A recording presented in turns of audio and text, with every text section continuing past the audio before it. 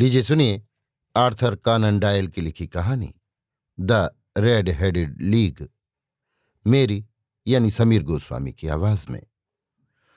इसका अनुवाद भी मैंने यानी समीर गोस्वामी ने किया है। पिछले साल की शरद ऋतु के एक दिन मैं अपने मित्र श्री शेरलॉक होम्स से मिलने गया। मैंने उन्हें एक बेहद मोटे लाल चेहरे वाले वृद्ध सज्जन के साथ गहरी बातचीत में व्यस्त पाया, जिनके बाल आग जैसे लाल थे। अपनी अनधिकृत उपस्थिति के लिए माफी मांगते हुए मैं वापस लौटने ही वाला था कि होम्स ने मुझे अचानक कमरे में खींच लिया और मेरे पीछे दरवाजा बंद कर दिया। आप इससे बेहतर समय पर नहीं आ सकते थे मेरे प्रिय वाटसन, उन्होंने गर्मजोशी से कहा। मुझे लगा आप व्यस्त हैं। हाँ बिल्कुल, और बहुत व्यस्त। तो फिर मैं अगले कमरे में प्रतीक्षा कर सकता हूं। बिल्कुल नहीं। ये सज्जन श्री विल्सन मेरे कई सबसे सफल मामलों में मेरे सहयोगी और सहायक रहे हैं, और मुझे इसमें कोई संदेह नहीं कि ये आपके मामले में भी अत्यंत सहायक होंगे। वो मोटे सज्जन अपनी कुर्सी से आधा उठे और अपनी छोटी छोटी गोल गोल आंखों से जिज्ञासापूर्ण दृष्टि डालते हुए अभिवादन किया। सोफे पर बैठिए, होम्स ने आर्म चेयर में वापस बैठते हुए कहा और अपनी उंगलियों को जोड़ लिया, जो उनके न्यायिक मूड में आदत थी। मुझे पता है मेरे प्रिय वाटसन कि आप उन सभी असामान्य और परंपराओं से बाहर की चीजों के प्रति मेरी रुचि साझा करते हैं। आपने इसे उस उत्साह से प्रदर्शित किया है जिसने आपको मेरी छोटी छोटी घटनाओं को लिखने के लिए प्रेरित किया है, और यदि आप मेरी बात का बुरा न माने तो उन्हें थोड़ा सजाने का भी प्रयास किया है। आपके मामले सचमुच मेरे लिए अत्यधिक रुचिकर रहे हैं।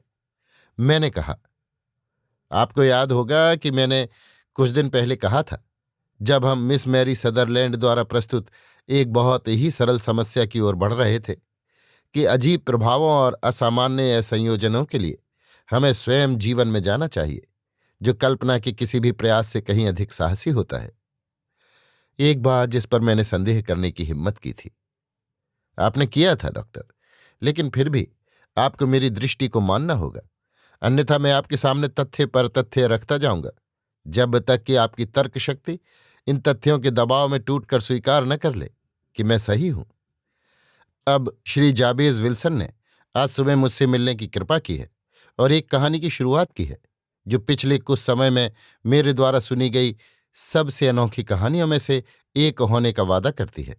आपने मुझको ये कहते हुए सुना होगा कि सबसे अजीब और अनोखी चीजें अक्सर बड़े अपराधों के साथ नहीं, बल्कि छोटे अपराधों के साथ जुड़ी होती हैं, और कभी कभी ऐसे मामलों में भी जहां यह भी संदेह होता है कि कोई स्पष्ट अपराध हुआ है या नहीं। अब तक की बातों के आधार पर मैं ये नहीं कह सकता कि यह मामला अपराध का उदाहरण है या नहीं, लेकिन घटनाओं का क्रम निश्चित रूप से सबसे अनोखे में से एक है जिसे मैंने सुना है। मिस्टर विल्सन, क्या आप अपनी कहानी फिर से शुरू करने की कृपा करेंगे? मैं आपसे ये केवल इसलिए नहीं कह रहा हूं क्योंकि मेरे मित्र डॉक्टर वाटसन ने इसकी शुरुआत नहीं सुनी है, बल्कि इसलिए भी कि इस कहानी का अनूठा स्वभाव मुझे इसे हर संभव विवरण सहित आपके मुख से सुनने के लिए उत्सुक बनाता है। आमतौर पर जब मुझे घटनाओं के क्रम की थोड़ी सी भी झलक मिलती है, तो मैं अपनी स्मृति में बसे हजारों समान मामलों के आधार पर खुद को निर्देशित कर सकता हूं, लेकिन इस मामले में मुझे ये मानने के लिए बाध्य होना पड़ता है कि तथ्य मेरी समझ के अनुसार अद्वितीय हैं। वो मोटे ग्राहक गर्व के हल्के भाव के साथ अपना सीना फुलाते हुए अपने बड़े ओवरकोट की अंदरूनी जेब से एक गंदा और मुड़ा तोड़ा अखबार निकालते हैं।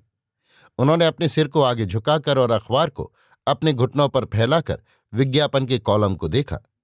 इस बीच मैंने आदमी पर एक अच्छी नजर डाली और अपने साथी की तरह उसकी पोशाक या रूप रंग से संभावित संकेतों को पढ़ने का प्रयास किया।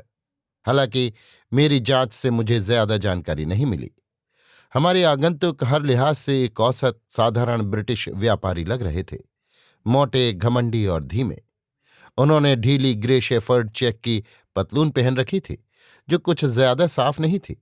उनकी काली फ्रॉक कोट के सामने से खुली हुई थी और उनके फीके रंग के वेस्ट कोट पर एक भारी पीतल की अल्बर्ट चेन झूल रही थी, जिसमें एक चौकोर धातु का टुकड़ा सजावट के रूप में लटका हुआ था। उनके पास एक घिसा हुआ टॉप हैट और एक पुराना भूरा ओवरकोट था, जिसका मखमली कॉलर झुर्रियों से भरा हुआ था, और वो उनके पास रखी एक कुर्सी पर पड़ा था। कुल मिलाकर जैसा कि मैंने उन्हें देखा, आदमी में कोई खास बात नहीं थी, सिवाय उनके चमकीले लाल बालों और उनके चेहरे पर अत्यधिक परेशानी और असंतोष की अभिव्यक्ति के। शेरलॉक होम्स की तेज नजर ने मेरी गतिविधि को भांप लिया, और उन्होंने मेरी प्रश्नवाचक निगाहों को देखकर मुस्कुराते हुए अपना सिर हिलाया। स्पष्ट तथ्यों के अलावा कि उन्होंने किसी समय शारीरिक श्रम किया है, वो सूंघनी लेते हैं, वो एक फ्रेमेसन हैं, वो चीन गए हैं, और हाल ही में उन्होंने काफी मात्रा में लेखन किया है, मैं और कुछ भी नहीं समझ सकता। श्री जाबेज विल्सन अपनी कुर्सी पर चौंक कर उठ बैठे। उनकी उंगली कागज पर टिक गई, लेकिन उनकी नजरें मेरे साथी पर थीं। कैसे, भगवान के नाम पर आपने ये सब जाना श्रीमान होम्स? उन्होंने पूछा। जैसे आपने ये कैसे जाना कि मैंने शारीरिक श्रम किया है? ये तो सच्चाई है, क्योंकि मैंने जहाज पर बढ़ई का काम शुरू किया था। आपके हाथ, मेरे प्रिय महोदय, आपका दाहिना हाथ बाएं हाथ से काफी बड़ा है। आपने उससे काम किया है और उसकी मांसपेशियां अधिक विकसित हैं। ठीक है, लेकिन सुगनी और फ्रेमेसनरी? मैं आपकी बुद्धिमत्ता का अपमान नहीं करूंगा ये बताकर कि मैंने इसे कैसे पहचाना, खासतौर पर क्योंकि आप अपनी संस्था के सख्त नियमों के विरुद्ध एक आर्क एंड कंपास का ब्रेस्ट पिन उपयोग करते हैं। ओह, सही है, मैं तो ये भूल ही गया था। लेकिन लेखन? और क्या संकेत कर सकता है? वो दाहिनी कफ जो 5 इंच तक इतनी चमकदार है, और बाईं कफ पर वो चिकनी जगह जहां आप इसे मेज पर टिकाते हैं। अच्छा, लेकिन चीन? आपके दाहिनी कलाई के ठीक ऊपर जो मछली का टैटू है, वो केवल चीन में ही बनाया जा सकता था। मैंने टैटू चिन्हों पर थोड़ी बहुत पढ़ाई की है और इस विषय पर लेखन भी किया है। मछलियों की चमकदार गुलाबी रंग की तराजू का ये तरीका चीन के लिए विशेष है। इसके अलावा जब मैं आपकी घड़ी की चेन में लटके हुए चीनी सिक्के को देखता हूं, तो मामला और भी सरल हो जाता है। श्री जाबेज विल्सन जोर से हंसे। हो, ऐसा कभी नहीं हुआ, उन्होंने कहा। पहले तो मैंने सोचा कि आपने कोई बहुत चतुराई दिखाई है, लेकिन अब देखता हूं कि इसमें कुछ खास नहीं है। मुझे लगने लगा है वॉटसन, होम्स ने कहा, कि शायद मैं अपनी व्याख्या करके गलती कर रहा हूं। हर अनजानी चीज महान प्रतीत होती है, आप जानते हैं, और मेरी छोटी सी प्रतिष्ठा जैसी भी है, पूरी तरह खत्म हो जाएगी अगर मैं इतना ईमानदार हो जाऊं। क्या आपको वो विज्ञापन नहीं मिल रहा श्रीमान विल्सन? हाँ, अब मिल गया है। उन्होंने अपनी मोटी लाल उंगली को कॉलम के बीच में रखते हुए कहा। ये रहा, यहीं से सब शुरू हुआ। इसे आप खुद पढ़ लीजिए महोदय। मैंने उनके हाथ से अखबार लिया और निम्नलिखित पढ़ा। रेड हेडेड लीग के लिए लेबनान, पेंसिल्वेनिया, यूएसए के स्वर्गीय एजेकिया हॉपकिंस की वसीयत के कारण अब एक और रिक्त स्थान उपलब्ध है, जो संघ के सदस्य को केवल नाम मात्र की सेवाओं के लिए 4 पौंड प्रति सप्ताह वेतन का अधिकार देता है। सभी लाल सिर वाले पुरुष जो शारीरिक और मानसिक रूप से स्वस्थ हैं और 21 वर्ष से अधिक आयु के हैं, पात्र हैं। व्यक्तिगत रूप से सोमवार को सुबह 11 बजे डंकन रॉस से संपर्क करें। संघ के कार्यालय 7 पोप्स कोर्ट, फ्लीट स्ट्रीट। इसका क्या मतलब है? मैंने 2 बार उस असाधारण विज्ञापन को पढ़ने के बाद जोर से कहा। होम्स मुस्कुराए और अपनी कुर्सी पर थोड़ा हिले, जैसा कि वे खुश होने पर अक्सर करते थे। ये तो थोड़ा हटकर मामला है ना? उन्होंने कहा। और अब मिस्टर विल्सन, चलिए शुरू से बताइए। आप अपने बारे में, अपने घर के बारे में, और ये विज्ञापन आपके जीवन पर कैसे प्रभाव डालता है इसके बारे में सब कुछ बताइए। डॉक्टर, कृपया आप पहले अखबार और तारीख का नोट बना लें। ये द मॉर्निंग क्रॉनिकल 27 अप्रैल 1890 है, ठीक 2 महीने पहले का।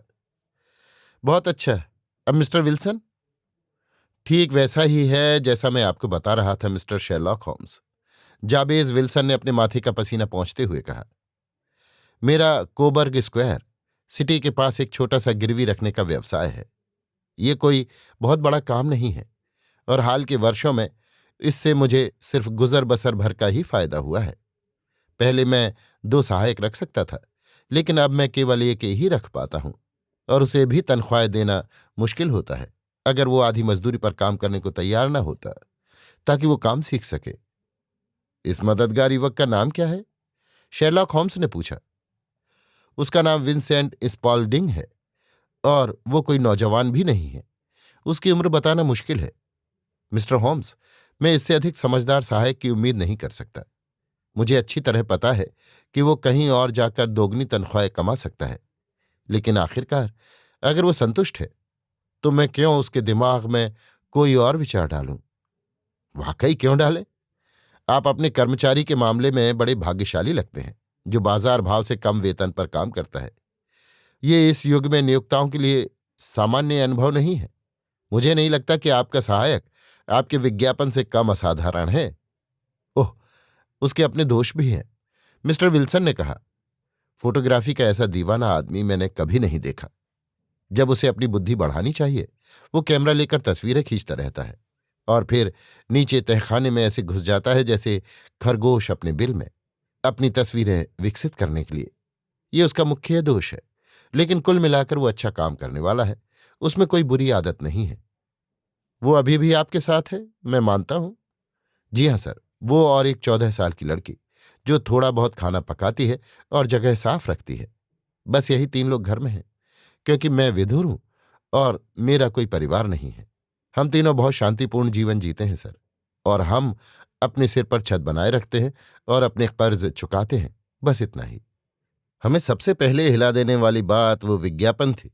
स्पाल्डिंग, वो ठीक 8 सप्ताह पहले इस दिन ऑफिस में आया, हाथ में यही अखबार लिए, और उसने कहा, काश भगवान के लिए मिस्टर विल्सन, मैं लाल सिर वाला आदमी होता। वो क्यों? मैंने पूछा। क्यों? उसने कहा, रेड हेडेड पुरुषों की लीग में एक और जगह खाली है। ये किसी भी आदमी के लिए एक छोटी सी संपत्ति के बराबर है जो इसे हासिल कर ले, और मुझे समझ में आता है कि खाली जगहें ज्यादा हैं और आदमी कम। इसलिए ट्रस्टी ये नहीं समझ पा रहे कि इस पैसे का क्या करें। काश मेरे बालों का रंग बदल जाता तो ये आरामदायक काम मेरे लिए बिल्कुल तैयार था। ये क्या है? मैंने पूछा। आप देखिए मिस्टर होम्स, मैं एकदम घर में रहने वाला आदमी हूं, और चूंकि मेरा काम मेरे पास आता है, मुझे उसके पास जाने की जरूरत नहीं पड़ती, तो मैं कई कई हफ्तों तक घर से बाहर पैर नहीं रखता था। इस वजह से मुझे बाहर क्या हो रहा है इसकी ज्यादा जानकारी नहीं थी, और मुझे हमेशा खबरें जानने में खुशी होती थी। क्या आपने रेड हेडेड पुरुषों की लीग के बारे में कभी नहीं सुना? उसने बड़ी बड़ी आंखें खोलते हुए पूछा। कभी नहीं? अरे, ये तो बड़ी हैरानी की बात है, क्योंकि आप खुद इसके लिए पात्र हैं। और इसका फायदा कितना है? मैंने पूछा। ओह, केवल साल के 200-300 पाउंड, लेकिन काम बहुत हल्का है, और ये आपके दूसरे कामों में कोई रुकावट नहीं डालेगा। अब आप समझ सकते हैं कि ये सुनकर मेरे कान खड़े हो गए, क्योंकि मेरा काम कुछ सालों से अच्छा नहीं चल रहा था, और 200-300 पाउंड का अतिरिक्त पैसा मेरे लिए बहुत उपयोगी होता। मुझे इसके बारे में सब बताओ, मैंने कहा। अच्छा, उसने विज्ञापन दिखाते हुए कहा, आप खुद देख सकते हैं कि लीग में जगह खाली है, और ये है वो पता जहां आपको जानकारी के लिए आवेदन करना चाहिए। जितना मैं समझ सका, ये लीग एक अमेरिकी करोड़पति इजेकिया हॉपकिंस द्वारा स्थापित की गई थी, जो अपने व्यवहार में बहुत विचित्र था। वो खुद लाल बालों का था, और उसे सभी लाल बालों वाले पुरुषों के लिए बहुत सहानुभूति थी। इसलिए जब उसकी मृत्यु हुई तो ये पाया गया कि उसने अपनी विशाल संपत्ति ट्रस्टियों के हाथों में छोड़ दी थी, और उन्हें निर्देश दिए थे कि इसका ब्याज उन पुरुषों को आरामदायक काम प्रदान करने के लिए लगाया जाए जिनके बाल इस रंग के हैं। जो कुछ मैंने सुना है उसके मुताबिक इसमें वेतन शानदार है और काम बहुत कम। लेकिन मैंने कहा, ऐसे लाखों लाल बालों वाले पुरुष होंगे जो आवेदन करेंगे। जितना आप सोचते हैं उतने नहीं, उसने जवाब दिया। देखिए, ये वास्तव में केवल लंदन वासियों और वयस्क पुरुषों तक सीमित है। वो अमेरिकी जब जवान था तब लंदन से शुरू हुआ था, और वो पुराने शहर का कुछ भला करना चाहता था। फिर मैंने सुना है कि अगर आपके बाल हल्के लाल, गहरे लाल या कुछ और हों तो आवेदन करना बेकार है। केवल वही लोग पात्र हैं जिनके बाल चमकदार, जलते हुए और आग जैसे लाल हों। अब अगर आप आवेदन करना चाहते हैं मिस्टर विल्सन, तो आप सीधे प्रवेश कर सकते हैं। लेकिन शायद कुछ 100 पाउंड के लिए खुद को परेशान करने लायक नहीं होगा। अब ये एक सच्चाई है सज्जनों, जैसा कि आप खुद देख सकते हैं कि मेरे बालों का रंग बेहद गहरा और समृद्ध है। इसलिए मुझे लगा कि अगर इस मामले में कोई प्रतियोगिता हुई तो मेरा मौका किसी भी अन्य आदमी जितना ही अच्छा था जिसे मैं अब तक मिला था। विंसेंट स्पाल्डिंग को इसके बारे में इतना पता था कि मैंने सोचा वो सहायक साबित हो सकता है। इसलिए मैंने उसे आदेश दिया कि वो दिन के लिए शटर बंद कर दे और मेरे साथ चल दे। वो खुशी खुशी छुट्टी लेने के लिए तैयार था। इसलिए हमने दुकान बंद की और उस पते के लिए निकल पड़े जो विज्ञापन में दिया गया था। मिस्टर होम्स, मुझे उम्मीद नहीं है कि मैं फिर कभी ऐसा नज़ारा देखूंगा। उत्तर, दक्षिण, पूर्व और पश्चिम से हर आदमी, जिसके बालों में लाल रंग की हल्की भी झलक थी, विज्ञापन का जवाब देने के लिए शहर में आ गया था। फ्लीट स्ट्रीट लाल बालों वाले लोगों से भरी हुई थी और पोप्स कोर्ट एक फल वाले की नारंगी गाड़ी की तरह दिख रही थी। मुझे नहीं लगा था कि पूरे देश में इतने सारे लाल बालों वाले लोग हो सकते हैं जितने उस एक विज्ञापन के कारण इकट्ठे हो गए थे। हर रंग के शेड्स मौजूद थे, पुआल, नींबू, नारंगी, ईंट, आयरिश सेटर, जिगर, मिट्टी। लेकिन जैसा कि स्पाल्डिंग ने कहा, ऐसे लोग ज्यादा नहीं थे जिनके बाल असली चमकते हुए अग्नि जैसे लाल रंग के थे। जब मैंने देखा कि इतने सारे लोग इंतजार कर रहे हैं तो मैं हताश होकर छोड़ देने के लिए तैयार हो गया था। लेकिन स्पाल्डिंग ने ऐसा करने से इनकार कर दिया। वो ये कैसे कर पाया मुझे समझ नहीं आया, लेकिन उसने धक्का दिया, खींचा और भीड़ को चीरते हुए मुझे सीधे उन सीढ़ियों तक ले गया जो ऑफिस तक जाती थीं। सीढ़ियों पर लोगों की दो धाराएं थीं। कुछ उम्मीद में ऊपर जा रहे थे और कुछ निराश होकर वापस आ रहे थे। लेकिन हमने भीड़ में जैसे तैसे अपनी जगह बना ली और जल्द ही ऑफिस के अंदर पहुंच गए। आपका अनुभव वाकई मनोरंजक रहा है, होम्स ने टिप्पणी की जब उनके ग्राहक रुके और एक बड़ी चुटकी सूंघनी से अपनी याददाश्त को तरोताजा किया। कृपया अपनी बेहद दिलचस्प कहानी जारी रखें।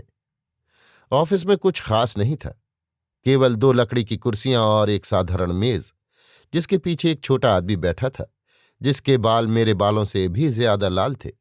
वो हर उम्मीदवार से कुछ शब्द कहता था और फिर हमेशा उनमें कोई न कोई कमी ढूंढ लेता था जो उन्हें अयोग्य बना देती थी। जगह पाना आखिरकार इतना आसान काम नहीं लग रहा था। हालांकि जब हमारी बारी आई तो वो छोटा आदमी मेरे प्रति बाकी लोगों से कहीं ज्यादा अनुकूल था। उसने दरवाज़ा बंद कर दिया ताकि हमसे निजी बातचीत कर सके। ये मिस्टर जाबेज विल्सन है, मेरे सहायक ने कहा, और वो लीग में खाली जगह भरने के लिए तैयार हैं और वो इसके लिए अद्भुत रूप से उपयुक्त हैं। दूसरे ने जवाब दिया, उनके पास हर आवश्यकता है। मुझे याद नहीं कि मैंने इससे बेहतर कभी कुछ देखा हो। उसने एक कदम पीछे हटकर सिर को एक ओर झुका लिया और मेरे बालों को इस तरह घूरा कि मैं झेप गया। फिर अचानक उसने आगे बढ़कर मेरा हाथ पकड़कर मेरी सफलता पर जोरदार बधाई दी। संदेह करना अन्याय होगा, उसने कहा, हालांकि मुझे यकीन है आप मेरी ये मामूली सावधानी बरतने के लिए मुझे माफ कर देंगे। ये कहकर उसने दोनों हाथों से मेरे बाल पकड़ लिए और इतनी जोर से खींचा कि मैं दर्द से चीख उठा। आपकी आंखों में पानी है, उसने मुझे छोड़ते हुए कहा। मुझे दिख रहा है कि सब कुछ वैसा ही है जैसा होना चाहिए, लेकिन हमें सावधान रहना पड़ता है क्योंकि हमें 2 बार विग और 1 बार पेंट से धोखा दिया जा चुका है। मैं आपको मोम का ऐसा किस्सा सुना सकता हूं जिससे आपको इंसानियत से ही घृणा हो जाएगी। वो खिड़की के पास गया और जोर से चिल्लाया कि जगह भर चुकी है। नीचे से एक निराशाजनक आह उठी और लोग अलग अलग दिशाओं में चले गए जब तक कि वहां कोई लाल सिर नहीं बचा सिवाय मेरे और उस मैनेजर के। मेरा नाम मिस्टर डंकन रास है, उसने कहा, और मैं खुद हमारे महान दानदाता द्वारा छोड़ी गई निधि पर एक पेंशन भोगी हूं। क्या आप विवाहित हैं मिस्टर विल्सन? क्या आपका परिवार है? मैंने जवाब दिया कि नहीं, नहीं है। उसका चेहरा तुरंत उतर गया। हे भगवान, उसने गंभीरता से कहा, यह सचमुच बहुत गंभीर है। मुझे ये सुनकर दुख हुआ। निधि बेशक लाल बालों वाले के प्रचार और प्रसार के लिए थी, साथ ही उनके रखरखाव के लिए भी। ये अत्यंत दुर्भाग्यपूर्ण है कि आप अविवाहित हैं। मेरे चेहरे पर यह सुनकर चिंता छा गई मिस्टर होम्स, क्योंकि मुझे लगा कि शायद अब मुझे वो जगह नहीं मिलेगी। लेकिन कुछ मिनटों तक विचार करने के बाद उसने कहा कि सब कुछ ठीक हो जाएगा। किसी और के मामले में, उसने कहा, यह आपत्ति घातक हो सकती थी, लेकिन हमें आपकी तरह के बालों वाले आदमी के पक्ष में एक रियायत देनी होगी। आप कब तक अपनी नई जिम्मेदारियों को संभालने के लिए तैयार होंगे? खैर, ये थोड़ा अजीब है, क्योंकि मेरी पहले से ही एक दुकान है। मैंने कहा, ओह, इस बारे में चिंता मत कीजिए मिस्टर विल्सन, विंसेंट स्पाल्डिंग ने कहा। मैं इसका ख्याल रखूंगा। काम के घंटे क्या होंगे? मैंने पूछा। 10 बजे से 2 बजे तक। अब एक साहूकारी का काम ज्यादातर शाम को होता है मिस्टर होम्स, खासकर गुरुवार और शुक्रवार की शाम, जो पे डे से ठीक पहले होता है। तो सुबह के समय थोड़ी कमाई करना मेरे लिए बहुत अच्छा रहेगा। इसके अलावा मुझे पता था कि मेरा सहायक एक अच्छा आदमी है और वो जो भी काम आएगा वो संभाल लेगा। ये मेरे लिए बहुत अच्छा रहेगा, मैंने कहा। और तनख्वाह? 4 पाउंड प्रति सप्ताह। और काम? सिर्फ नाम मात्र का। आप नाम मात्र का क्या मानते हैं? खैर, आपको ऑफिस में या कम से कम बिल्डिंग में पूरे समय रहना होगा। अगर आप बाहर जाएंगे तो आप अपनी सारी स्थिति हमेशा के लिए खो देंगे। वसीयत इस बात पर बहुत स्पष्ट है। यदि आप उस समय के दौरान ऑफिस से बाहर जाते हैं तो आप शर्तों का पालन नहीं करते हैं। ये सिर्फ 4 घंटे का काम है और मैं नहीं सोचता कि मैं बाहर जाऊं। मैंने कहा, कोई बहाना काम नहीं आएगा, मिस्टर डंकन रास ने कहा। ना तो बीमारी, न व्यापार और न कुछ और। आपको वहां रहना होगा या आप अपनी नौकरी खो देंगे। और काम? यह है इंसाइक्लोपीडिया ब्रिटानिका की प्रति लिखना। इसका पहला वॉल्यूम उस अलमारी में है। आपको अपनी स्याही, कलम और ब्लॉटिंग पेपर खुद लाना होगा, लेकिन हम ये मेज और कुर्सी प्रदान करते हैं। क्या आप कल से तैयार होंगे? बिल्कुल, मैंने जवाब दिया।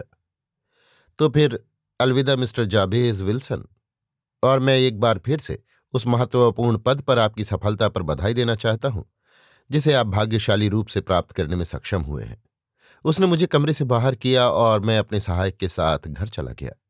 ये नहीं जानता था कि क्या कहूं या क्या करूं। मैं अपनी किस्मत से बहुत खुश था। खैर, मैंने पूरे दिन इस मामले पर विचार किया और शाम तक मैं फिर से उदास हो गया, क्योंकि मैंने खुद को पूरी तरह से यकीन दिला लिया था कि ये पूरा मामला कोई बड़ी धोखाधड़ी या छलावा है। हालांकि इसके उद्देश्य का मुझे कोई अनुमान नहीं था। ये विश्वास से परे लगता था कि कोई ऐसी वसीयत बना सकता है, या वे किसी चीज के लिए इतनी बड़ी राशि देंगे, जैसे कि इंसाइक्लोपीडिया ब्रिटानिका की नकल करना। विंसेंट स्पाल्डिंग ने मुझे उत्साहित करने की कोशिश की, लेकिन सोने से पहले मैं इस पूरे मामले से बाहर हो चुका था। हालांकि सुबह मैंने तय किया कि मुझे इसे किसी भी हालत में देखना चाहिए, इसलिए मैंने एक पेंसिल की स्याही की बोतल खरीदी और एक कलम और 7 पन्नों का फुल स्केप पेपर लेकर मैं पोप्स कोर्ट के लिए निकल पड़ा। खैर, मेरी हैरानी और खुशी के लिए सब कुछ जितना सही हो सकता था उतना सही था। मेज मेरे लिए तैयार रखी गई थी और मिस्टर डंकन रॉस वहां थे ताकि ये सुनिश्चित कर सकें कि मैं सही से काम कर रहा हूं। उन्होंने मुझे अक्षर ए से शुरू कराया और फिर वे मुझे अकेला छोड़ गए, लेकिन वे समय समय पर आते रहते थे ये देखने के लिए कि सब कुछ ठीक चल रहा है। 2 बजे उन्होंने मुझे शुभ दिन कहा, मेरी लिखाई की मात्रा पर मुझे शाबाशी दी और ऑफिस का दरवाज़ा मेरे बाद बंद कर दिया। ये हर दिन इसी तरह चलता रहा मिस्टर होम्स, और शनिवार को मैनेजर आया और मेरे पूरे सप्ताह के काम के लिए 4 सोने के सोवरेन रख दिए। अगले सप्ताह भी यही हुआ और उसके बाद के सप्ताह में भी। हर सुबह मैं 10 बजे वहां पहुंचता और हर दोपहर 2 बजे वहां से निकल जाता। धीरे धीरे मिस्टर डंकन रॉस ने केवल सुबह एक बार आना शुरू किया और फिर कुछ समय बाद वे बिल्कुल भी नहीं आने लगे। फिर भी बेशक मैं कभी भी कमरे से एक पल के लिए बाहर जाने की हिम्मत नहीं करता था, क्योंकि मुझे नहीं पता था कि वे कब आ सकते हैं, और ये नौकरी इतनी अच्छी थी और मुझे इतनी सूट करती थी कि मैं इसका नुकसान नहीं उठाना चाहता था। 8 सप्ताह इस तरह से बीत गए और मैंने एबॉट्स, आर्चरी, आर्मर, आर्किटेक्चर और अटिका पर लिखा और मेहनत से उम्मीद की कि मैं जल्द ही बी के शब्दों तक पहुंच जाऊंगा। इससे मुझे कुछ फुलस्केप कागज खर्च हुआ और मैंने अपनी लेखन सामग्री से एक शेल्फ को लगभग भर लिया था। और फिर अचानक ये पूरा काम खत्म हो गया। खत्म हो गया? जी हाँ सर, और आज सुबह से ज्यादा नहीं। मैं अपने काम पर नियमित रूप से 10 बजे गया, लेकिन दरवाजा बंद और ताला लगा हुआ था, और उसके बीच में एक छोटे से कार्डबोर्ड का टुकड़ा ठोंका हुआ था। ये रहा, और आप खुद पढ़ सकते हैं। उसने एक सफेद कार्डबोर्ड का टुकड़ा दिखाया जो नोट पेपर के आकार के बराबर था। उस पर यह लिखा था, the red headed league is dissolved, October 9, 1890। Sherlock Holmes और मैंने इस संक्षिप्त घोषणा और उसके पीछे के दुखी चेहरे को देखा, जब तक कि इस मामले का हास्य पक्ष इतनी पूरी तरह से अन्य सभी विचारों से ऊपर नहीं उठा कि हम दोनों जोर से हंसी में फूट पड़े। मुझे नहीं लगता कि इसमें कुछ बहुत मजेदार है, हमारे क्लाइंट ने कहा। उनका चेहरा जलते हुए सिर के जड़ों तक लाल हो गया। अगर आप मुझ पर हंसी ही उड़ा सकते हैं तो मैं कहीं और जा सकता हूं। नहीं नहीं, होम्स ने कहा, उन्हें उस कुर्सी में वापस धकेलते हुए जिस पर वे आधे उठ चुके थे। मैं सचमुच आपके मामले को मिस नहीं कर सकता। ये सबसे ताजगी से भरा और असामान्य है। लेकिन अगर आप मुझे ये कहने की अनुमति दें तो इसमें कुछ थोड़ा सा मजेदार है। कृपया बताइए, जब आपने दरवाजे पर यह कार्ड देखा तो आपने क्या कदम उठाए? मैं चकरा गया सर। मुझे समझ में नहीं आया कि क्या करना चाहिए। फिर मैंने आसपास के कार्यालयों में पूछा, लेकिन कोई भी इस बारे में कुछ नहीं जानता था। आखिरकार मैं मकान मालिक के पास गया, जो नीचे फ्लोर पर रहते हैं और एक अकाउंटेंट हैं, और उनसे पूछा कि क्या वो मुझे बता सकते हैं कि रेड हेडेड लीग का क्या हुआ। उन्होंने कहा कि उन्होंने कभी इस तरह के किसी संगठन के बारे में नहीं सुना। फिर मैंने पूछा कि श्री डंकन रास कौन थे। उन्होंने जवाब दिया कि ये नाम उन्हें नया था। खैर, मैंने कहा, नंबर 4 वाले सज्जन, क्या वो रेड हेडेड आदमी? हाँ। ओह, उन्होंने कहा, उनका नाम विलियम मॉरिस था। वो एक वकील थे और मेरे कमरे को अस्थायी रूप से उपयोग कर रहे थे जब तक उनका नया दफ्तर तैयार नहीं हो जाता। वो कल ही बाहर चले गए। मैं उन्हें कहाँ ढूंढ सकता हूं? ओह, उनके नए दफ्तर में। उन्होंने मुझे पता बताया था। हाँ, 17 King Edward Street, Saint Paul's के पास। मैं चल पड़ा मिस्टर होम्स, लेकिन जब मैं उस पते पर पहुंचा तो वो कृत्रिम घुटने के जोड़ बनाने वाली फैक्ट्री थी, और वहां किसी ने भी श्री विलियम मॉरिस या श्री डंकन रॉस के बारे में कभी नहीं सुना था। फिर आपने क्या किया? होम्स ने पूछा। मैं सेक्स कोबर्ग स्क्वायर वापस गया और मैंने अपने सहायक की सलाह ली, लेकिन वो मेरी किसी भी तरह से मदद नहीं कर सके। वो केवल इतना कह सकते थे कि अगर मैं इंतजार करूंगा तो मुझे डाक से सूचना मिलेगी। लेकिन ये मेरे लिए काफी अच्छा नहीं था मिस्टर होम्स। मैं ऐसी नौकरी बिना संघर्ष किए खोना नहीं चाहता था। इसलिए, जैसा कि मैंने सुना था कि आप गरीबों की मदद करते हैं, मैंने सीधे आपके पास आकर सलाह ली। और आपने बहुत समझदारी से किया, होम्स ने कहा। आपका मामला अत्यधिक उल्लेखनीय है और मुझे इसे देखने में खुशी होगी। जैसा कि आपने मुझे बताया, मुझे लगता है कि इससे जुड़े मुद्दे पहली दृष्टि में जितने प्रतीत होते हैं उससे कहीं अधिक गंभीर हो सकते हैं। काफी गंभीर, मिस्टर जाबेज विल्सन ने कहा। मैंने तो 4 पाउंड प्रति सप्ताह खो दिए हैं। जहां तक आपका व्यक्तिगत मामला है, होम्स ने कहा, मुझे नहीं लगता कि इस असामान्य लीग के खिलाफ आपकी कोई शिकायत है। इसके विपरीत, आप, जैसा कि मैं समझता हूं, कुछ 30 पाउंड समृद्ध हो गए हैं, और वो भी हर उस विषय में जो ए अक्षर के तहत आता है उसकी सूक्ष्म जानकारी के साथ। आपने उनसे कुछ नहीं खोया? नहीं सर, लेकिन मैं उनके बारे में जानना चाहता हूं। वे कौन हैं और उनका उद्देश्य क्या था? इस मजाक, अगर ये मजाक था, को मेरे साथ खेलने का। ये उनके लिए एक महंगा मजाक था, क्योंकि इसमें उन्हें 32 पाउंड खर्च करने पड़े। हम आपके लिए इन बिंदुओं को स्पष्ट करने की कोशिश करेंगे। और सबसे पहले 1 या 2 सवाल, मिस्टर विल्सन। आपका ये सहायक, जिसने सबसे पहले आपका ध्यान विज्ञापन पर दिलवाया था, वो आपके पास कब से था? तब लगभग 1 महीना हुआ। वो कैसे आए? विज्ञापन के जवाब में। क्या वो एक केवल एकमात्र आवेदक थे? नहीं, मेरे पास दर्जन भर थे। आपने उन्हें क्यों चुना? क्योंकि वो काम के लिए आसानी से उपलब्ध थे और सस्ते में आ जाते थे। असल में आधे वेतन पर। हाँ। वो विंसेंट स्पाल्डिंग किस तरह का आदमी है?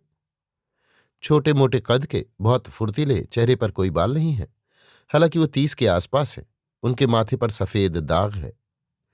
होम्स ने अपनी कुर्सी में उत्तेजना से बैठते हुए कहा, मुझे यही अंदाजा था। उन्होंने कहा, क्या आपने कभी ध्यान दिया कि उनके कानों में बालियां लगाने के छिद्र हैं? हाँ सर, उन्होंने मुझे बताया था कि जब वो लड़के थे तो एक जिप्सी ने उनके लिए ये किया था। हम्म। होम्स ने कहा, गहरे विचार में डूबते हुए। वो अभी भी आपके पास हैं? ओह हाँ सर, मैंने अभी अभी उन्हें छोड़ा है। क्या आपके व्यवसाय की देखभाल आपकी अनुपस्थिति में की गई थी? कुछ भी शिकायत की बात नहीं सर। सुबह के समय कभी ज्यादा काम नहीं होता। ठीक है मिस्टर विल्सन, मैं आपको 1-2 दिन में इस विषय पर अपनी राय दूंगा। आज शनिवार है और मुझे उम्मीद है कि सोमवार तक हम इस पर निर्णय ले पाएंगे। तो वाटसन, होम्स ने कहा, जब हमारे मेहमान हमें छोड़कर गए, आप इस सब के बारे में क्या सोचते हैं? मैं कुछ नहीं समझ पाया। मैंने ईमानदारी से जवाब दिया, ये एक बहुत रहस्यमय मामला है। सामान्यतः, होम्स ने कहा, जितनी अजीब कोई बात होती है उतनी ही वो कम रहस्यमय साबित होती है।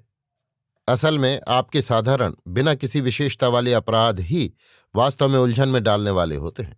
ठीक वैसे ही जैसे साधारण चेहरा पहचानने में सबसे कठिन होता है। लेकिन मुझे इस मामले में जल्दी निर्णय लेना होगा। फिर आप क्या करने जा रहे हैं? मैंने पूछा। धूम्रपान करने, उन्होंने जवाब दिया। ये एक पूरी तरह से 3 पाइप का मामला है और मैं आपसे निवेदन करता हूं कि आप 50 मिनट तक मुझसे बात न करें। वो अपनी कुर्सी में रिवॉल्वर की तरह सिकुड़ते हुए बैठे। उनके पतले घुटने उनकी बाजू के पास खिंचे हुए थे और उनकी आंखें बंद थीं, और उनकी काली मिट्टी की पाइप एक अजीब पक्षी की चोंच जैसी बाहर निकली हुई थी। मैं इस निष्कर्ष पर पहुंच चुका था कि वो सो गए हैं, और सचमुच मैं भी हल्का सा सिर झुका रहा था जब अचानक उन्होंने अपनी कुर्सी से कूदते हुए ऐसा इशारा किया जैसे किसी ने अपना निर्णय ले लिया हो और अपनी पाइप को मंजिल के ऊपर रख दिया। सारा सेटे आज दोपहर सेंट जेम्स हॉल में खेल रहे हैं। उन्होंने कहा, आपका क्या ख्याल है वॉटसन? क्या आपके मरीज आपको कुछ घंटों के लिए छोड़ सकते हैं? मेरे पास आज करने के लिए कुछ नहीं है। मेरी प्रैक्टिस कभी भी बहुत व्यस्त नहीं रहती। तो फिर अपना हैट पहने और चलें। मैं पहले सिटी से होकर जाऊंगा और रास्ते में हम कुछ लंच कर सकते हैं। मैं देख रहा हूं कि प्रोग्राम में काफी जर्मन संगीत है, जो इतावली या फ्रांसीसी संगीत से कहीं ज्यादा मेरी पसंद का है।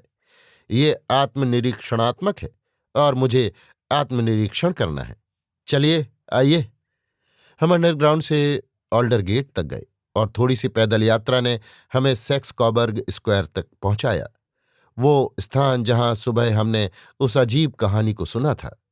ये एक तंग, छोटा, फटेहाल शाही सा स्थान था जहां 4 पंक्तियों में पुराने और 2 मंजिल वाले ईंट के मकान एक छोटी सी घेराबंदी में बाहर झांकते थे, जहां खरपतवार घास और कुछ मुरझाए हुए लॉरेल के झाड़ियों के गुच्छे एक धुएं से भरे और अव्यावहारिक वातावरण में संघर्ष कर रहे थे। 3 सुनहरी बत्तियां और एक भूरे रंग का बोर्ड जिस पर जाबेज विल्सन सफेद अक्षरों में लिखा था, एक कोने के मकान पर यह बताता था कि हमारे लाल बालों वाले ग्राहक का व्यापार यहीं चल रहा था। शेरलॉक होम्स ने अपने सिर को एक तरफ झुकाकर देखा और उसकी आंखों में चमकती हुई और सिकुड़ी हुई पलकों के बीच से उसे ध्यान से देखा। फिर वो धीरे धीरे सड़क पर चलने लगे, फिर से कोने तक गए और घरों को ध्यान से देखते रहे। आखिरकार वो वापस उस पॉन ब्रेकर के पास लौटे और अपनी छड़ी से पेवमेंट पर 2-3 बार जोर से थपथपाया। फिर वो दरवाजे तक गए और खटखटाया। दरवाजा तुरंत खोला गया, एक साफ सुथरे मुस्कुराते हुए युवा लड़के ने, जिसने उन्हें अंदर आने के लिए कहा। धन्यवाद, होम्स ने कहा। मैं सिर्फ ये पूछना चाहता था कि आप यहां से स्ट्रैंड तक कैसे जाएंगे? तीसरी दाहिनी, चौथी बाईं, सहायक ने तुरंत जवाब दिया, दरवाजा बंद करते हुए। चतुर लड़का है वो, होम्स ने कहा जैसे हम चल रहे थे। मेरे विचार में वो लंदन का चौथा सबसे स्मार्ट आदमी है, और साहस के मामले में मुझे यकीन नहीं है कि उसका तीसरा होने का दावा नहीं हो सकता। मुझे पहले भी उसके बारे में कुछ जानकारी है। स्पष्ट रूप से, मैंने कहा। मिस्टर विल्सन का सहायक इस रेड हेडेड लीग के रहस्य में काफी महत्वपूर्ण भूमिका निभाता है। मुझे यकीन है कि आपने केवल उसे देखने के लिए रास्ता पूछा। उसे नहीं, फिर किसे? उसके पतलून के घुटने।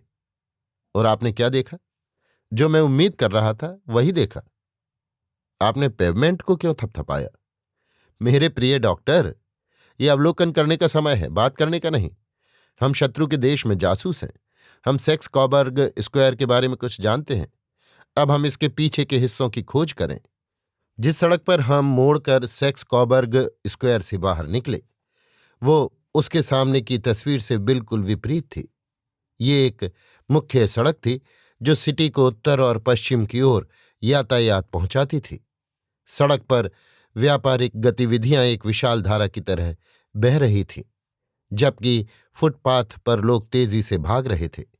ये विश्वास करना मुश्किल था कि हम जिस लाइन में दुकानों और शानदार व्यावसायिक इमारतों को देख रहे थे, वही वास्तव में उसी फीके और स्थिर स्क्वायर के दूसरी ओर सटी हुई थीं, जिसे हम अभी अभी छोड़कर आए थे। मुझे देखिए, होम्स ने कहा, कोने पर खड़े होकर और लाइन के साथ नजर दौड़ाते हुए। मैं यहाँ के घरों के क्रम को याद रखना चाहता हूँ। ये मेरी एक आदत है कि लंदन का ठीक ठीक ज्ञान हो। यहाँ मर्टिमर का तंबाकू विक्रेता, वो छोटी सी अखबार की दुकान, सिटी और सब अर्बन बैंक की कोबर्ग शाखा, वेजिटेरियन रेस्टोरेंट और मैकफॉर्लेन का गाड़ी बनाने का डिपो, ये हमें अगली ब्लॉक तक ले जाता है। अब डॉक्टर, हमने अपना काम कर लिया है, तो अब हमें थोड़ा खेलने का समय मिलना चाहिए। एक सैंडविच और एक कप कॉफी, और फिर वायलिन भूमि की ओर, जहां सब कुछ मिठास, नाजुकता और सामंजस्य है, और जहां हमें अपने लाल बालों वाले ग्राहकों के साथ परेशान होने की जरूरत नहीं है। मेरा दोस्त एक उत्साही संगीतकार था। न केवल वो एक बहुत सक्षम प्रदर्शक था, बल्कि एक संगीतकार भी था जिसका कार्य असाधारण गुणवत्ता का था। पूरे दोपहर वो स्टॉल में बैठा पूर्ण आनंद में लीन था, अपने लंबे पतले उंगलियों को संगीत की लय के साथ हल्के हल्के हिलाते हुए। उसका कोमल मुस्कान भरा चेहरा और उसकी अलसाई स्वप्निल आंखें जासूसी में निपुण होम्स, अथक तीव्र बुद्धि सतर्क अपराध अन्वेषक होम्स से जितना भिन्न हो सकता था, उतना भिन्न लग रहा था। उसके अद्वितीय चरित्र में ये द्वंद्वात्मक स्वभाव बार बार उभरता था, और उसकी अत्यधिक ठीक ठाक और चालाकी का प्रतिनिधित्व, जैसा कि मैंने अक्सर सोचा है, उस काव्यात्मक और ध्यानमग्न स्थिति के प्रति प्रतिक्रिया थी जो कभी कभी उसमें प्रमुख होती थी। उसकी स्वभाव की लहर उसे अत्यधिक सुस्ती से लेकर जबरदस्त ऊर्जा तक ले जाती थी, और जैसा कि मैं भली भांति जानता था, वो कभी इतना खतरनाक नहीं होता था जितना कि जब वो कई दिनों तक अपने आर्म चेयर में अपनी आत्मनिर्भर रचनाओं और ब्लैक लेटर संस्करणों के बीच सुस्ताता रहता था। तब ही शिकार की लालसा उसे अचानक घेर लेती थी, और उसकी शानदार तर्क शक्ति सहजता तक पहुंच जाती थी। जब तक कि जो लोग उसके तरीकों से अपरिचित होते थे, वो उसे अजनबी निगाहों से देखते थे, जैसे किसी ऐसे आदमी को जिसका ज्ञान आम इंसानों से अलग होता था। जब मैंने उस दोपहर उसे सेंट जेम्स हॉल में संगीत में पूरी तरह डूबा हुआ देखा, तो मुझे लगा कि एक बुरा समय उन पर आने वाला हो सकता है जिन्हें उसने शिकार करने का ठान लिया था। आप निश्चित रूप से घर जाना चाहेंगे डॉक्टर? उसने बाहर निकलते हुए कहा। हाँ, ये ठीक रहेगा। और मुझे कुछ काम करना है जो कुछ घंटों तक चलेगा। कोबर्ग स्क्वायर का ये मामला गंभीर है। क्यों गंभीर? एक बड़ा अपराध हो सकता है। मुझे पूरा यकीन है कि हम समय रहते इसे रोकने में सफल होंगे, लेकिन आज शनिवार होने के कारण मामला थोड़ा जटिल हो जाता है। मुझे आज रात आपकी मदद चाहिए। किस समय? 10 बजे? ये पर्याप्त होगा। मैं 10 बजे बेकर स्ट्रीट पर होऊंगा। बहुत अच्छा। और मैं कहूं डॉक्टर, इसमें कुछ खतरा हो सकता है, इसलिए कृपया अपनी सेना की रिवॉल्वर अपनी जेब में रख लें। उसने हाथ हिलाया, पलटकर घूमा और भीड़ में चुपचाप गायब हो गया। मुझे उम्मीद है कि मैं अपने पड़ोसियों में ज्यादा मंद नहीं हूं, लेकिन मैं हमेशा शेरलॉक होम्स के साथ अपने कामकाजी संबंधों में अपनी मूर्खता से अभिभूत महसूस करता था। यहां मैंने वही सुना था जो उसने सुना था, वही देखा था जो उसने देखा था, और फिर भी उसकी बातों से ये स्पष्ट था कि वो न केवल जो हुआ था, बल्कि जो होने वाला था उसे साफ साफ देख रहा था, जबकि मेरे लिए पूरी बात अभी भी उलझन और हास्यास्पद थी। जब मैं अपने घर से केंसिंगटन की ओर जा रहा था तो मैंने सब कुछ सोचा, उस असाधारण कहानी से लेकर लाल बालों वाले इंसाइक्लोपीडिया के लेखक तक, और सेक्स कॉबर्ग स्क्वायर की यात्रा और वो ओमिनस शब्द जिनसे उसने मुझे विदा ली थी। ये रात्रिकालीन अभियान क्या था और मुझे क्यों सशस्त्र होना चाहिए? हम कहाँ जा रहे थे और हमें क्या करना चाहिए था? मुझे होम्स से ये संकेत मिला था कि ये साफ सुथरा पान ब्रोकर का सहायक एक खतरनाक आदमी है, एक आदमी जो एक गहरे खेल को खेल सकता है। मैंने इसे सुलझाने की कोशिश की, लेकिन हताश होकर इसे छोड़ दिया और मामले को रात तक के लिए छोड़ दिया, जब शायद कोई स्पष्टता आ सके। जब मैंने घर से निकलकर पार्क पार किया और फिर ऑक्सफोर्ड स्ट्रीट से बेकर स्ट्रीट की ओर बढ़ा तो घड़ी में 9:15 हो चुके थे। दो हैंडसम गाड़ी दरवाजे पर खड़ी थी और जैसे ही मैंने मार्ग में प्रवेश किया मुझे ऊपर से आवाज़ों की ध्वनि सुनाई दी। उसके कमरे में प्रवेश करने पर मैंने होम्स को दो व्यक्तियों से उत्साही बातचीत करते पाया, जिनमें से एक को मैंने पीटर जॉन्स, स्कॉटलैंड यार्ड के आधिकारिक पुलिस एजेंट के रूप में पहचाना, जबकि दूसरा लंबा पतला उदास चेहरे वाला व्यक्ति था, जिसका बहुत चमकदार हैट था और जो अत्यधिक सम्मानजनक फ्रॉक कोट पहने हुए था। हाँ, हमारी पार्टी पूरी हो गई, होम्स ने कहा, अपने पी जैकेट को बटन करते हुए और भारी शिकार की छड़ी को रैक से लेते हुए। वॉटसन, मुझे लगता है कि आप जानते हैं मिस्टर जॉन्स को, स्कॉटलैंड यार्ड से। मैं आपको मिस्टर मैरीवेदर से मिलवाता हूं, जो आज रात के अभियान में हमारे साथी होंगे। हम फिर से जोड़ियों में शिकार करने जा रहे हैं डॉक्टर, देखिए, जॉन्स ने अपने गर्वीले तरीके से कहा। हमारा मित्र यहां शिकार शुरू करने के लिए एक अद्भुत आदमी है। जो उसे चाहिए वो है एक पुराना कुत्ता जो उसे पकड़ने में मदद करे। मुझे आशा है कि हमारा शिकार एक जंगली हंस के रूप में न खत्म हो, मिस्टर मैरीवेदर ने उदास होकर कहा। आप मिस्टर होम्स पर काफी विश्वास कर सकते हैं सर, पुलिस एजेंट ने गर्व से कहा। उसकी अपनी छोटी छोटी विधियां हैं जो, यदि वो मेरी बात माने तो, थोड़ी बहुत सैद्धांतिक और काल्पनिक है, लेकिन उसमें जासूस बनने की क्षमता है। ये कहना अतिशयोक्ति नहीं होगा कि एक या दो बार, जैसे शॉल्टो हत्याकांड और आगरा खजाना के मामले में, वो आधिकारिक बल से ज्यादा सही रहा है। ओह, अगर आप कहते हैं मिस्टर जॉन्स तो ये ठीक है, अपरिचित ने आदरपूर्वक कहा। फिर भी मैं मानता हूं कि मुझे अपनी रबर की कमी महसूस हो रही है। ये 7 और 20 सालों में पहली शनिवार रात है जब मुझे अपनी रबर नहीं मिली। मुझे लगता है कि आप पाएंगे, शेरलॉक होम्स ने कहा, कि आज रात आप उन दावों के लिए खेलेंगे जो आपने अब तक कभी नहीं खेले, और खेल और भी रोमांचक होगा। आपके लिए मिस्टर मैरीवेदर दांव करीब 30,000 पाउंड होंगे, और आपके लिए जॉन्स ये वो आदमी होगा जिस पर आप अपना हाथ डालना चाहते हैं। जॉन क्ले हत्यारा, चोर, तोड़ने वाला और जालसाज। वो एक युवा आदमी है मिस्टर मैरीवेदर, लेकिन वो अपने पेशे में सबसे ऊपर है, और मैं उसे किसी भी अपराधी पर मुकदमा करने के बजाय उसे पकड़ना चाहूंगा। वो एक अद्वितीय आदमी है, युवा जॉन क्ले। उसके दादा एक रॉयल ड्यूक थे और वो खुद एटन और ऑक्सफोर्ड गया है। उसका दिमाग उसकी उंगलियों जितना चालाक है, और हालांकि हम उसे हर मोड़ पर देखते हैं, हम कभी नहीं जानते कि वो खुद कहाँ मिलेगा। वो एक हफ्ते में स्कॉटलैंड में किसी घर को लूटेगा और अगले हफ्ते वो कार्नवॉल में अनाथालय बनाने के लिए पैसे इकट्ठा करेगा। मैं उसके पीछे कई सालों से पड़ा हूं और आज तक उसे देखा नहीं है। मुझे उम्मीद है कि आज रात आपको परिचित कराने का सौभाग्य मिलेगा। मैंने भी एक या दो बार मिस्टर जॉन क्ले से मुलाकात की है, और मैं आपसे सहमत हूं कि वो अपने पेशे में सबसे ऊपर है। हालांकि अब 10 बज चुके हैं और ये हमारे शुरू करने का ठीक समय है। यदि आप दोनों पहले हैंसम में बैठें तो मैं और वाटसन दूसरे में पालन करेंगे। शेरलॉक होम्स लंबे सफर के दौरान ज्यादा बात नहीं कर रहे थे और कॉब में लेटकर उस संगीत की धुनें गुनगुना रहे थे जो उन्होंने दोपहर में सुनी थी। हम एक अंतहीन भूल भुलैया से गुजरते हुए गैस लाइट वाली सड़कों से होते हुए फॉरिंगटन स्ट्रीट में आ गए। हम अब बहुत पास हैं, मेरे दोस्त ने कहा। ये साथी मैरीवेदर एक बैंक निदेशक हैं और इस मामले में व्यक्तिगत रूप से रुचि रखते हैं। मैंने ये ठीक समझा कि जॉन्स को हमारे साथ लाया जाए। वो बुरा आदमी नहीं है, हालांकि अपने पेशे में एकदम बेवकूफ है। उसकी एक सकारात्मक विशेषता है। वो एक बुलडॉग जितना बहादुर है और एक लॉबस्टर जितना मजबूत है। अगर वो किसी पर हाथ डाल ले। अब हम यहां हैं और वे हमारी प्रतीक्षा कर रहे हैं। हम उसी भीड़ भाड़ वाली सड़क पर पहुंच चुके थे जहां हम सुबह थे। हमारे काब को हटा दिया गया और मिस्टर मेरी वेदर के मार्गदर्शन में हम एक संकरे मार्ग से होते हुए एक साइड दरवाजे से भीतर गए, जिसे उन्होंने हमारे लिए खोला। अंदर एक छोटा सा गलियारा था जो एक बहुत भारी लोहे के गेट पर समाप्त होता था। ये भी खोला गया और हमें एक मुड़े हुए पत्थर के कदमों की सीढ़ी के नीचे ले जाया गया जो दूसरे मजबूत गेट तक जाती थी।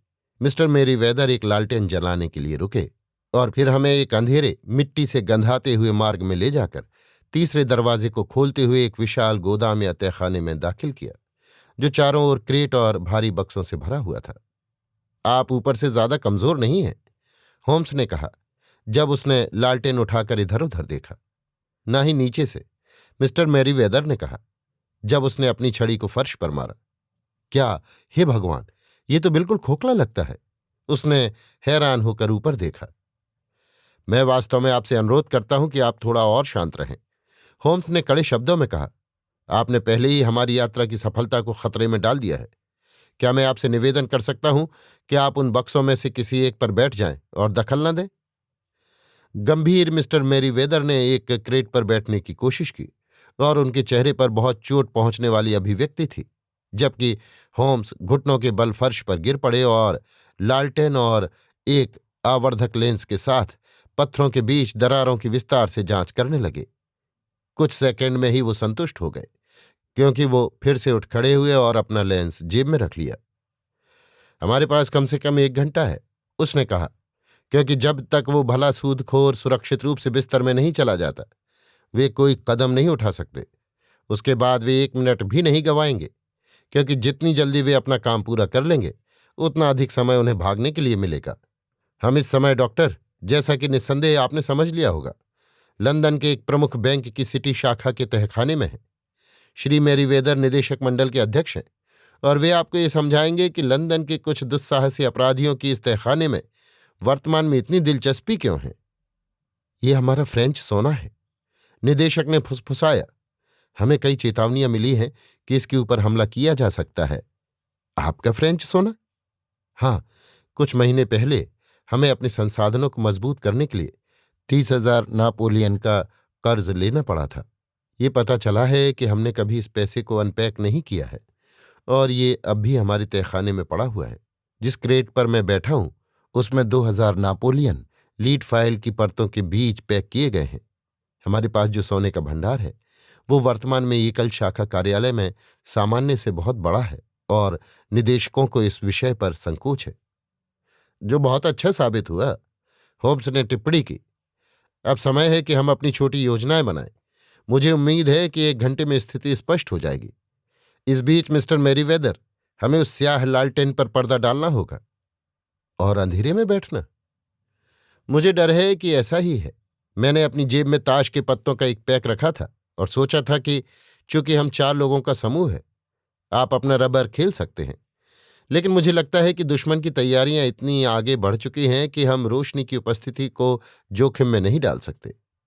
और सबसे पहले हमें अपनी स्थिति तय करनी होगी। ये साहसी लोग हैं और हालांकि हम उन्हें असुविधा में लेंगे, वे हमें कुछ नुकसान पहुंचा सकते हैं यदि हम सावधान नहीं रहें। मैं इस क्रेट के पीछे खड़ा होऊंगा और आप लोग उन क्रेटों के पीछे छिप जाइए। फिर जब मैं उन पर रोशनी डालूं तो तेजी से आगे बढ़ना।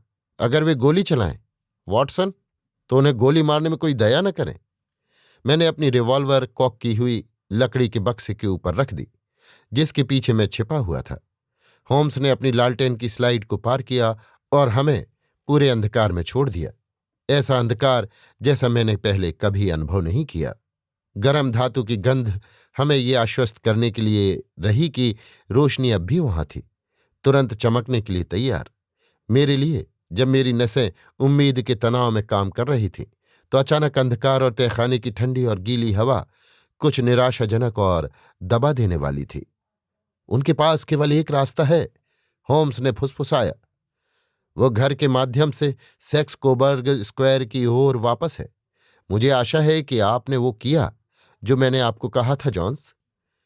मेरे एक निरीक्षक और 2 अधिकारी सामने के दरवाजे पर इंतजार कर रहे हैं। तो हमने सभी रास्ते बंद कर दिए हैं और अब हमें चुप रहना होगा और इंतजार करना होगा। ये कैसा समय लगता था। बाद में जब हमने नोट्स का मिलान किया तो ये केवल 1 घंटा और 15 मिनट था। फिर भी मुझे ऐसा महसूस हुआ कि रात समाप्त हो चुकी होगी और दिन का उजाला हमारे ऊपर आ रहा होगा। मेरे अंग थक चुके और अकड़े हुए थे, क्योंकि मैं अपनी स्थिति बदलने से डरता था।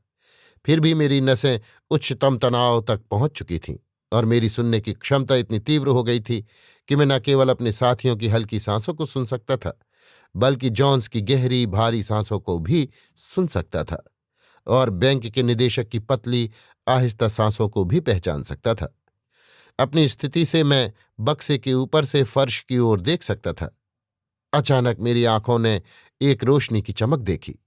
शुरुआत में ये केवल पत्थर की सड़कों पर एक जलती हुई चिंगारी थी। फिर ये लंबी होती गई और एक पीली रेखा बन गई और फिर बिना किसी चेतावनी या आवाज के एक दरार जैसी खुली और एक हाथ दिखाई दिया। एक सफेद लगभग महिला जैसा हाथ, जो प्रकाश के छोटे से क्षेत्र के बीच में इधर उधर महसूस करने लगा। 1 मिनट या उससे अधिक समय तक वो हाथ अपनी बल खाती हुई उंगलियों के साथ फर्श से बाहर निकला। फिर वो उतना ही अचानक वापस खींच लिया गया और सब कुछ फिर से अंधेरे में था, सिवाय उस एक जलती चिंगारी के जो पत्थरों के बीच एक दरार को चिन्हित कर रही थी। हालांकि उसका गायब होना केवल क्षणिक था।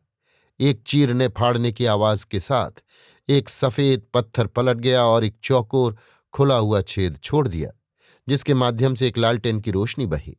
उसकी कगार से एक साफ लड़का जैसा चेहरा झांका, जो चारों ओर चौकस होकर देख रहा था, और फिर दोनों हाथों से दरवाजे के किनारे को पकड़कर अपने आप को कंधे ऊंचाई और कमर ऊंचाई तक खींच लिया, जब तक एक घुटना कगार पर नहीं टिक गया।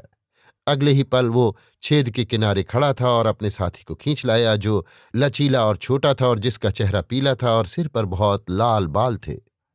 सब कुछ साफ है, उसने फुसफुसाया। क्या तुम्हारे पास छेनी और बैग है? हे भगवान, कूद आर्ची कूद, और मैं इसके लिए झूलूंगा। शेरलॉक होम्स काब से कूद पड़े और घुसपैठिए को कॉलर से पकड़ लिया। दूसरा आदमी छेद में कूद गया और मैंने जॉन्स के कपड़े को पकड़ते हुए उनके स्कर्ट्स के फटने की आवाज सुनी। रोशनी एक रिवॉल्वर के बैरल पर चमकी, लेकिन होम्स की शिकार की छड़ी आदमी की कलाई पर पड़ी और पिस्टल पत्थर के फर्श पर गिर गई। कोई फायदा नहीं जॉन क्ले, होम्स ने शांति से कहा। तुम्हारे पास कोई मौका नहीं है। तो मुझे लगता है, दूसरे आदमी ने पूरी ठंडक से उत्तर दिया, मुझे लगता है कि मेरा साथी ठीक है। हालांकि मैं देख रहा हूं कि तुमने उसके कोट के पिछवाड़े पकड़ लिए हैं। दरवाजे पर उसके लिए 3 आदमी इंतजार कर रहे हैं, होम्स ने कहा। ओह सचमुच? आप इसे पूरी तरह से कर चुके हैं। मुझे आपको बधाई देनी चाहिए। और मैं भी आपको, होम्स ने उत्तर दिया। आपका लाल बालों वाला विचार बहुत नया और प्रभावशाली था। तुम अभी अपने साथी को फिर से देखोगे, जॉन्स ने कहा। वो गड्ढों में नीचे उतरने में मुझसे तेज है। बस जरा रुको, मैं हथकड़ियां लगा दूं। मैं आपसे अनुरोध करता हूं कि आप मुझे अपनी गंदी हथेलियों से छुए नहीं, हमारे कैदी ने कहा जब हथकड़ी उसके कलाई पर पड़ी। आपको ये नहीं पता होगा कि मेरी रगों में शाही खून बहता है। कृपया जब भी मुझे संबोधित करें, सर और कृपया कहना न भूलें। ठीक है, जॉन्स ने घूरते हुए और हंसी के साथ कहा। तो कृपया सर, ऊपर चलिए, जहां हम आपको पुलिस स्टेशन ले जाने के लिए एक कैब पकड़ सकते हैं। ये बेहतर है, जॉन क्ले ने शांति से कहा। वो हम तीनों की ओर विनम्रता से झुका और शांति से डिटेक्टिव की कस्टडी में ऊपर चल पड़ा। सचमुच मिस्टर होम्स, मिस्टर मेरीवेदर ने कहा, जैसे हम तहखाने से बाहर निकल रहे थे। मुझे नहीं पता है कि बैंक कैसे आपका धन्यवाद करेगा या आपको कैसे चुकता करेगा। इसमें कोई शक नहीं कि आपने सबसे दृढ़ बैंक लूट के प्रयासों में से एक को सबसे पूर्ण तरीके से पहचान लिया और नाकाम कर दिया है, जो मैंने कभी देखा है। मेरे पास भी जॉन क्ले के साथ कुछ छोटे हिसाब थे, होम्स ने कहा। मैंने इस मामले पर कुछ छोटे खर्च किए हैं, जिन्हें मैं बैंक से वापस चाहता हूं, लेकिन इसके अलावा मैं पूरी तरह से संतुष्ट हूं, क्योंकि मुझे एक ऐसा अनुभव प्राप्त हुआ है जो कई तरीकों से अनोखा है, और मुझे रेड हेडेड लीग की बहुत ही अद्वितीय कहानी सुनने को मिली। देखिए वाटसन, उसने सुबह के शुरुआती घंटों में समझाया, जब हम बेकर स्ट्रीट में व्हिस्की और सोडा के एक गिलास के साथ बैठे थे। पहले से ही ये पूरी तरह स्पष्ट था कि इस विज्ञापन और इंसाइक्लोपीडिया की नकल के इस थोड़े से काल्पनिक काम का एकमात्र उद्देश्य इस ज्यादा चतुर नहीं दिखने वाले गिरवी वाले को हर दिन कुछ घंटे के लिए रास्ते से हटाना था। इसे मैनेज करने का ये एक अजीब तरीका था, लेकिन सच में कोई बेहतर तरीका सुझाना मुश्किल होता। इस तरीके को क्ले के चतुर दिमाग ने अपने साथी के बालों के रंग से प्रेरित होकर सुझाया होगा। 4 पौंड प्रति सप्ताह एक लोभ था जो उसे खींच लाता, और उनके लिए जो हजारों की खातिर खेल रहे थे ये क्या मायने रखता था। उन्होंने विज्ञापन डाला, एक ठग ने अस्थायी कार्यालय लिया, दूसरा ठग उस आदमी को इसके लिए आवेदन करने के लिए उकसाता है, और वे दोनों मिलकर हर सुबह उसकी अनुपस्थिति सुनिश्चित कर लेते हैं। जब से मैंने सुना कि सहायक आधी तनख्वाह पर आया था, मुझे यह स्पष्ट हो गया था कि उसके पास स्थिति प्राप्त करने के लिए कोई मजबूत कारण था। लेकिन आप कैसे अनुमान लगा सकते थे कि उसका कारण क्या था? अगर घर में महिलाएं होती तो मैं केवल एक सामान्य घटिया साजिश का संदेह करता, लेकिन ये सवाल से बाहर था। आदमी का व्यापार छोटा था और उसके घर में कुछ भी ऐसा नहीं था जो ऐसी जटिल तैयारियों और खर्च का कारण बन सकता था। तो ये कुछ बाहर से होना चाहिए था। वो क्या हो सकता था? मुझे सहायक की फोटोग्राफी में रुचि और तहखाने में गायब होने की उसकी आदत का ख्याल आया। तहखाना, यही इस उलझे हुए सुराग का अंत था। फिर मैंने इस रहस्यमय सहायक के बारे में पूछताछ की और पाया कि मुझे लंदन के सबसे ठंडे और साहसी अपराधियों में से एक से निपटना था। वो तहखाने में कुछ कर रहा था, कुछ ऐसा जो महीनों तक हर दिन कई घंटे लेता था।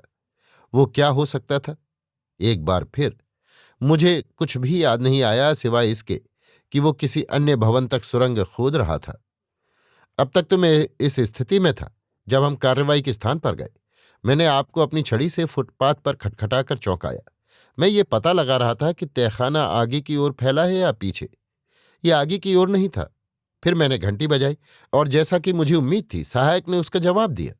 हमारे बीच कुछ हलचलें हुई, लेकिन हम कभी एक दूसरे से नहीं मिले थे। मैंने उसके चेहरे पर ज्यादा ध्यान नहीं दिया, मैं उसके घुटनों पर ध्यान दे रहा था। आपने खुद ही देखा होगा कि वे कितने थके हुए, झुर्रीदार और दागदार थे। वे उन घंटों की खुदाई की कहानी बता रहे थे। केवल एक बाकी सवाल था कि वे किसके लिए खुदाई कर रहे थे। मैंने कोने के पास जाकर देखा। सिटी एंड सबअर्बन बैंक हमारे मित्र की संपत्ति से सटा हुआ था, और मुझे लगा कि मैंने अपनी समस्या हल कर ली है। जब आप कंसर्ट के बाद घर लौटे तो मैंने स्कॉटलैंड यार्ड और बैंक के निदेशकों के अध्यक्ष से मुलाकात की, और उसके परिणाम स्वरूप आपने जो कुछ देखा। और आप कैसे जान पाए कि वे आज रात अपना प्रयास करेंगे? मैंने पूछा। खैर, जब उन्होंने अपना लीग कार्यालय बंद किया तो ये संकेत था कि उन्हें अब श्री जाबेज विल्सन की उपस्थिति की परवाह नहीं थी। दूसरे शब्दों में, उन्होंने अपनी सुरंग पूरी कर ली थी।